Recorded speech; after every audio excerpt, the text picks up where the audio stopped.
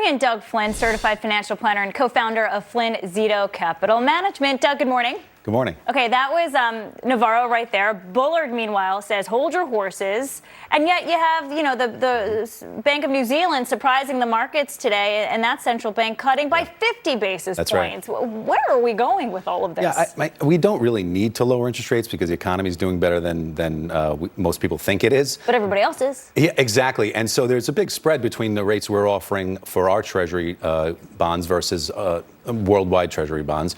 So there's room there to lower them, but we don't need to. And I think that gives us a little bit of fuel to if things do soften a little bit, to raise them.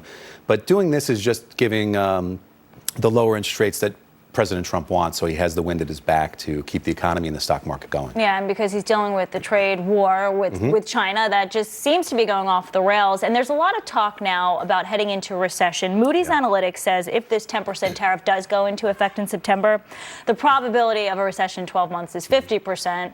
And then you have other folks like Nomura, they're talking about Lehman-like conditions, a financial crisis again, if we get a sell-off like we did on Monday for a second time. Are we really headed towards a recession? I don't see that. I mean, there are some signs that are picking up that would say that maybe that you could possibly have a recession at some point. But, a 5% drop in the market, we typically have on average 3 to 4 of those, and we just had our second one. So that doesn't mean that we're going to turn into something much more negative.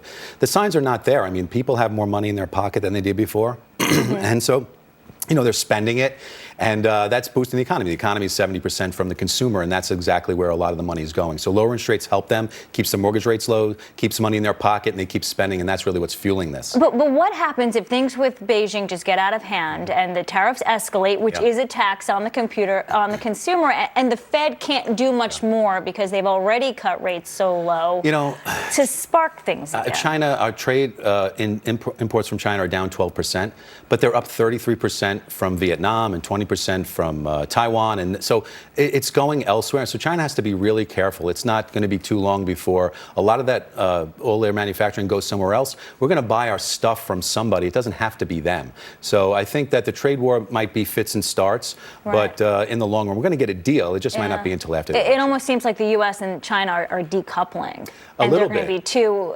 no longer dependent on each other countries with separate supply chains. And we'll have some deals, but we could live with that. Doug Flynn, thank you very much. Good to see you. You too. Cheryl, over to you. All right, we've got a lot more coming up, folks.